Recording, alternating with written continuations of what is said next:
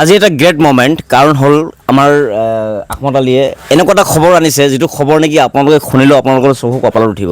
যিটো খবৰ নেকি মোক আজি কালি ফোন কৰিছিলে আৰু আজি আকৌ আহি লগ কৰিছে, মই কাম কৰা অৱস্থাত আহি লগ কৰিছে। কিন্তু ফাইনেলি আহি গৈছে আমাৰ আহমদ আলীৰ কণ্টেণ্ট মনিটাইজেশ্যন। কংগ্ৰেচুলেশ্যন দেখাই দিয়া, এইটো চাওক, কণ্টেণ্ট মনিটাইজেশ্যন ছেটআপ আহি গৈছে আৰু ভাল লাগিল। আৰু আপোনালোকে হতাশ হ'ব নালাগে।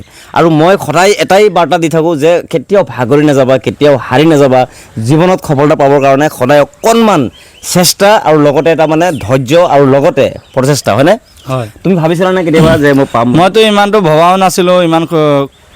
ইমান মানুহে কষ্ট কৰি আছে, কৰি থকা অৱস্থাটো পোৱা নাই। ইমান সোনকালে যে মোৰ নচিবত আহিলে যে বহুত মোৰ মনত বহুতে আনন্দ হৈছে আৰু ভাল লাগিছে। আৰু বহুত মানুহে হতাশ হৈ গৈছে, ভাগৰি গৈছে যে মোৰ কণ্টেণ্ট মনিটাইজেশ্যন নাপাম নেকি।